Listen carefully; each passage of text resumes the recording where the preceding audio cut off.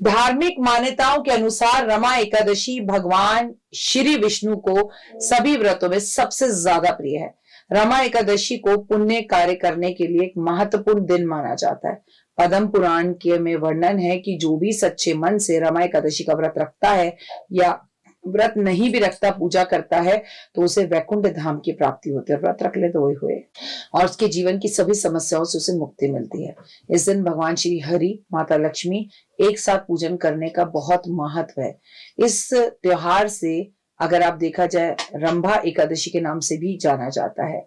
इस दिन रमा एकादशी भी कहते हैं। और इस दिन आपको मैं बता दूं कि वैदिक पंचांगों के अनुसार कार्तिक मास के कृष्ण पक्ष की एकादशी तिथि, जो कि इस बार 16 अक्टूबर को है, और इसके चंद कुछ दिन बाद ही, 4 दिन बाद ही दिवाली है, ये आपको बहुत अच्छे से पता है।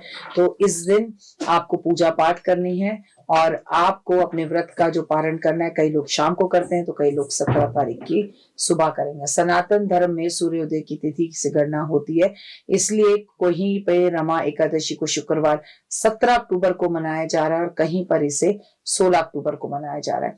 लेकिन रमा एकादशी को आपको कायदे से देखा जाए कब मनाएंगे, तिथियों को लेकर, दिवाली की तिथियों को लेकर भी इस बार बहुत ज्यादा परेशानी है, तो वो 2 मिनट के उपाय में बता दूंगी। इस वीडियो को आप तारीख से हटा दीजिए, 2 मिनट के उपाय में पता चल जाएगा।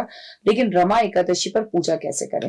पहली बात तो हम कार्तिक है, सुबह जल्दी उठेंगे, श्री भगवान हरि का, भगवान विष्णु का गंगा जल से, दूध से अभिषेक करेंगे, पंचामृत से, गंगा जल से अभिषेक करेंगे।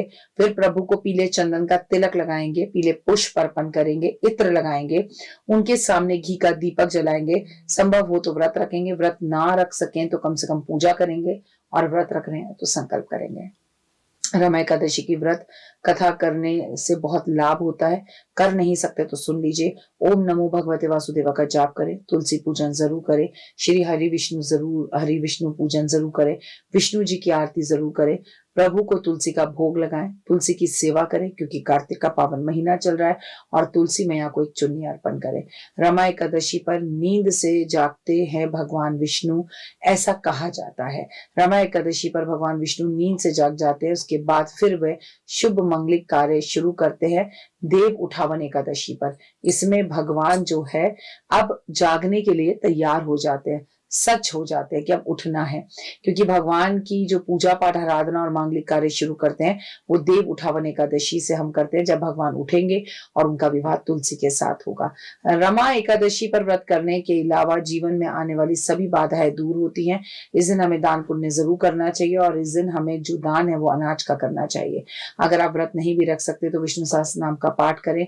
इस दिन आप जितना हो सके लक्ष्मी चालीसा का पाठ करें, विष्णु चालीसा का पाठ करें। भगवान विष्णु और लक्ष्मी को इस दिन आप चांदी का एक सिक्का उनके समक्ष, उनके चरणों में, अपने मंदिर में ही रखे तो बहुत अच्छा है। और तुलसी की पूजा, तुलसी की परिक्रमा, तुलसी को सींचना, तुलसी की माला बनाकर आपको भगवान विष्णु को अर्पण करनी चाहिए, जो कि बहुत महत्वपूर्ण एक उपाय है इस एकादशी पर। और याद रखिए, करने के लिए आपको इस दिन गंगा स्नान जरूर करना चाहिए। ना कर सके तो आप अपने घर के आसपास सरस्वती नदी है उसमें स्नान कर लीजिए, जैसे हमारे यहाँ पर यमुना नदी है उस पर स्नान कर लीजिए। भगवान को मीठी चीजें जरूर भोग लगाएं।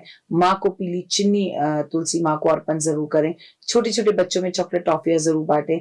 मिट्टी के दिए जलाएं, क्योंकि कार्तिक का पावन महीना चल रहा है, तो हमें तुलसी पे दीपक, पीपल के पेड़ के पास दिए, अपने घर पे दिए, नदियों के किनारे पर दिए, कुओं के पास दिए, ये सब दिए जरूर जलाने चाहिए, क्योंकि जितने दीपक आप जलाते हैं उतना ही आपका जीवन रोशन होता है। ये 100% सच्ची बात है। और आकाश दीप जरूर जलाएं, पर भगवान का दिल खोल कर उनसे अपनी मनोकामना बोलनी चाहिए, और दिल खोल कर दिवाली पर खर्चा करिए, दिल खोल कर दिवाली का पावन त्योहार मनाइए, और लक्ष्मी और भगवान विष्णु का स्वागत करिए।